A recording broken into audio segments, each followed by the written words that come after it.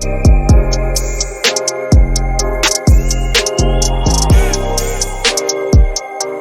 hi, welcome to my channel. My name is Chastity. Here we talk about beauty, entertainment, celebrities, books, movies, animes, TV shows, and kind of anything else that garners my attention this week. So before we get into today's video, like 7 to 8 months ago, I had decided to do a video on the Smoky Glow Angelica All situation. Now at that time, I had maybe like 40 subscribers and I would get like 25 views per video. And at the time, I was just excited that anybody was watching my videos. And so I had on a whim made a video on this situation because at that point there were two people who I liked their content and like the whole situation was insane to me. And I made the video on a whim, and my first video did immensely good, again, for how small my channel was. I think by like the end of the week, I had hit, or end of like 2 weeks, at least I had hit 1,000 views. And in that time, I had jumped from 40 subscribers to around 400 subscribers. And it was a very surreal moment for me because I didn't think anyone would see my video, but I knew something was different because like on the creator studio, it kind of has like your averages, right? You see how average your videos do versus how your video is currently doing. And like normally at that time in the first hour, I'd get like 34 views, but I had like 30. And it was I knew something was different, something was happening, but I didn't know it would be like that. And like the reason why I'm bringing up those two videos is that as of today, my first Smoky Glow Angelica All's video has 10K views and my second one has 9K views. And like, again, there's 785 of us. And I can't believe that I have two videos with that many views. Like, I feel like in the retrospective things, it's not a lot, but to me, it means the world to me that in total, like 19,000 people have watched. I would argue my two best videos, those videos are actually excellent if you have not seen them.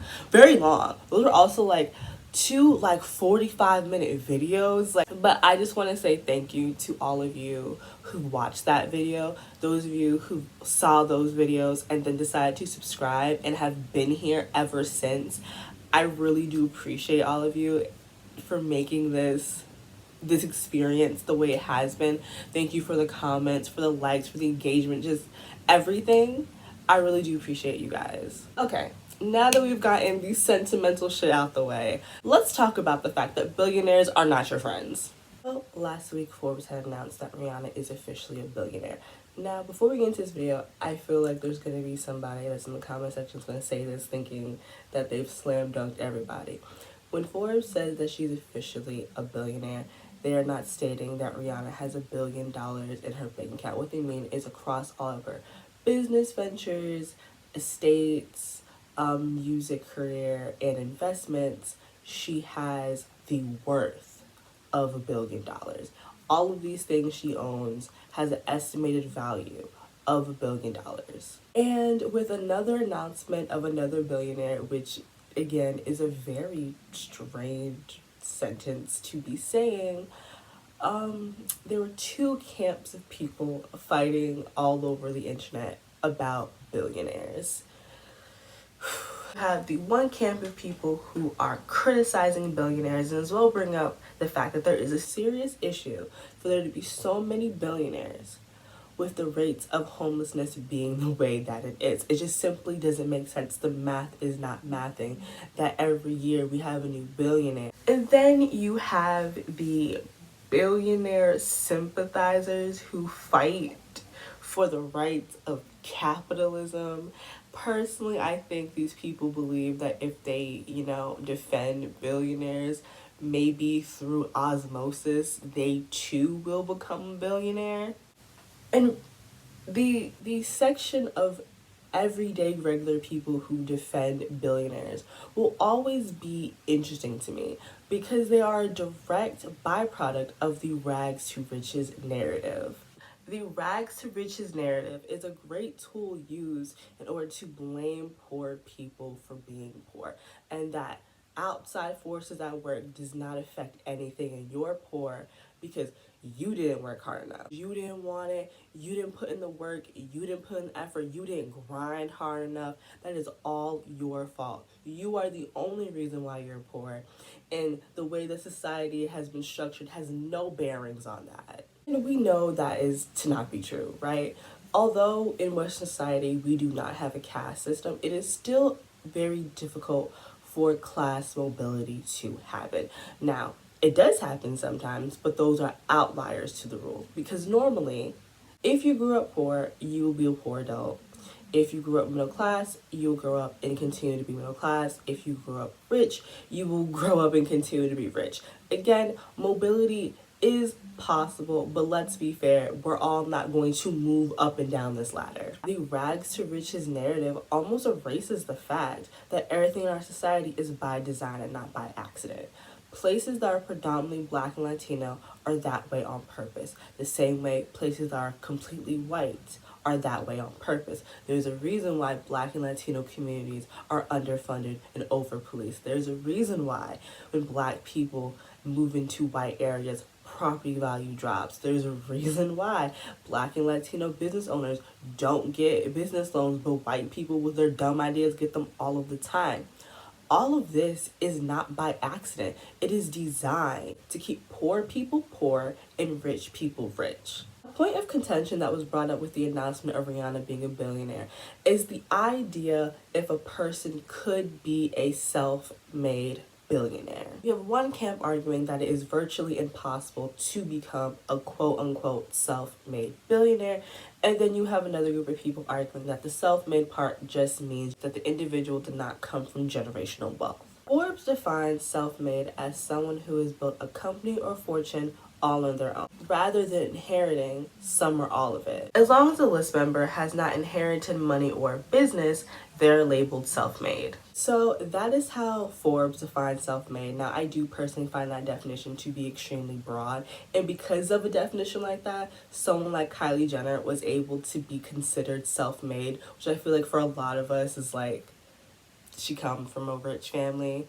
It was probably far easier for her to get investors in her company because of her name. Like, it's just like, that doesn't feel self-made to a lot of people when you already have all this access to be able to very easily transition into being a businesswoman. But that is how Forbes defines its self-made billionaires. Now, the reason why a lot of people have an issue referring to billionaires as self-made is that they feel like it devalues the actual labor that goes into creating the products these billionaires are selling. It is almost virtually impossible to become a billionaire without exploiting labor.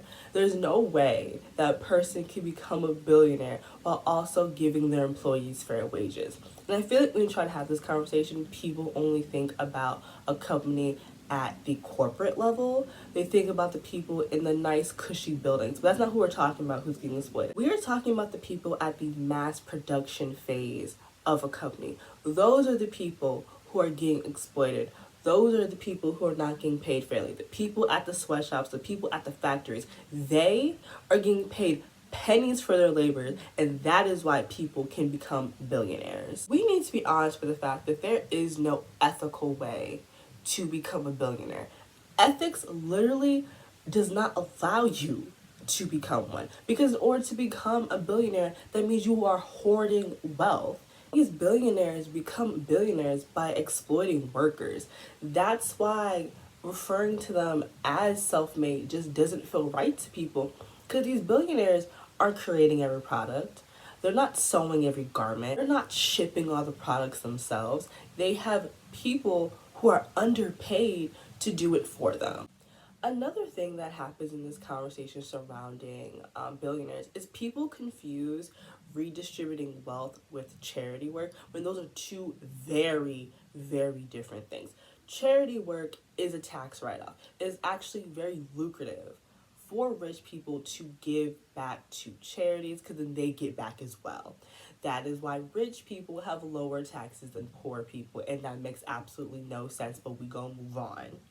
Now, redistributing wealth is usually at a max giving away half of your wealth or between 30 to 40% of your wealth.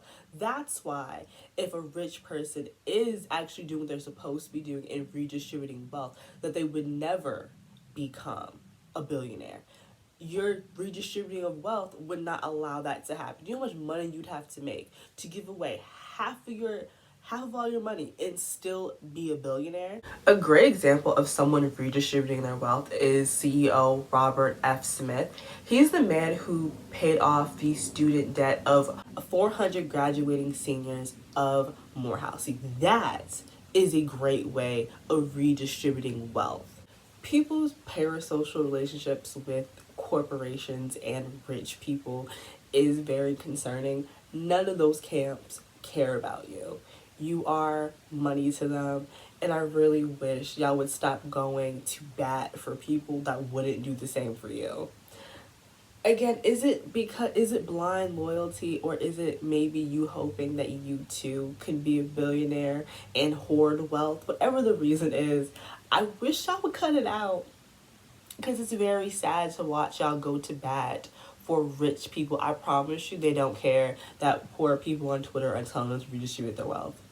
I promise you they don't. So that's it for my video. What are your guys' thoughts and opinions on this whole situation? Which team are you on? Are you on team eat the rich? Are you on team sympathize with billionaires?